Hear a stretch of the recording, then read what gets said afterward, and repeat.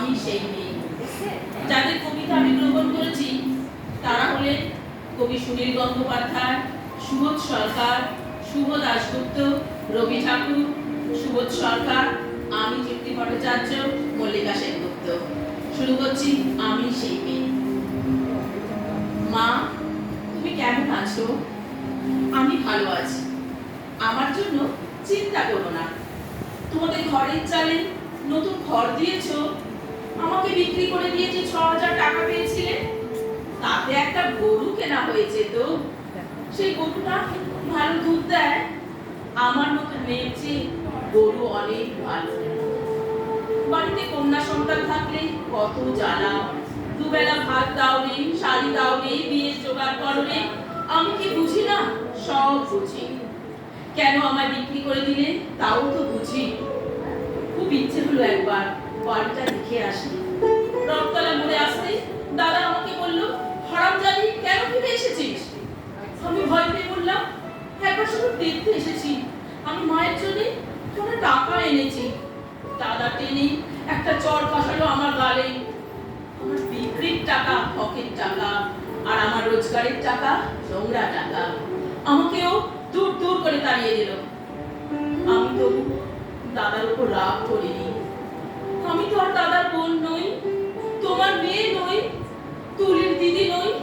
তবুও তুমি আমার মা। তোমার আরো ছেলে মেয়ে আছে, আমি আর মা পাবো কোথায়? সেই জন্যেই তোমাকে চিঠি লিখছি। আমি কৃষ্ণকলি মাহাতো, MA PhD। আমার গা আমাবস্যা। আমি গড়িয়াহাটার মেয়েদের মতন আরশোলা দেখলে ভয়ে পালিয়ে আসি না। আমি যার কাছে PhD করতাম সেই প্রফেসর আমাকে রায়চকে নিয়ে যেতে চাইলেন। আমি বললাম, কেন? রায়চক কেন? উনি বললেন, রায়চকে না গেলে PhD পূর্ণ হয় না। আমি বললাম, কেন? আপনার ফ্ল্যাটে যেতে পারি। উনি আঁতকে উঠে বললেন, না না, আমার ফ্ল্যাটে নয়। আমার PhD 1 বছর পিছিয়ে গেল। আমি কৃষ্ণকলি মাহাতো, MA PhD। কত কষ্ট করে, কত অপমান সহ্য করে, জঙ্গলে রাত জেগে বই পড়ে আমি এখানে এসেছি। কেউ আমাকে জায়গা ছেড়ে দেয়নি, কেউ আমাকে জায়গা ছেড়ে দেয় না, না পুরুলিয়া না কলকাতায়। সব কিছুই বলেছি দিদি, শুধু তোর ডাইনিং পেশে রাখা দুধ সাদা রঙের ওই পৃষ্ঠার কথা বলিনি। অনেক দরদস্তু চাপাচাপির পর তোর বিয়েটা যখন আরো কয়েক ভরি সোনা আর একটা ফ্রিজের দাবিতে আটকে পড়েছিল অনিশ্চয়তার ঘোড়াটোপে, বাবা তখন কাউকে না জানিয়ে চড়া সুদে ধার করেছিলেন অনেক টাকা। তোর গা ভর্তি গয়না আর ওই দুধ সাদা ফ্রিজের কথা মাকে বলা হয়নি কিছুতেই। দৃষ্টিশক্তি খুইয়ে বসা মাকে বাবা বলেনি কিছুই। এখন নগেন দত্ত লেনে ভাঙা ঘরে বসে মা আর আমি আনন্দেই আছি। একটা আনন্দ বোধ হয় সবচেয়ে বড়, এ বাড়িতে আর কোনোদিন সানাই বাজবে না। এই সব অপ্রাসঙ্গিক হয়ে থাকবে চিরকাল।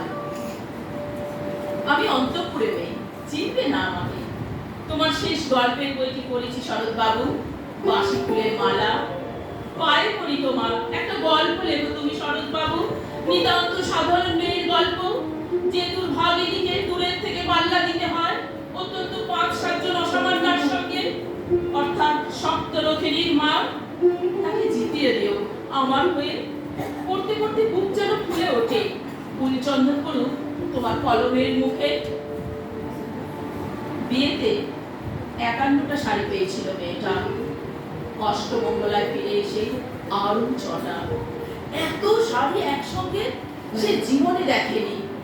কিন্তু বছর যেতে না যেতে ঘটে গেল সেই ঘটনা।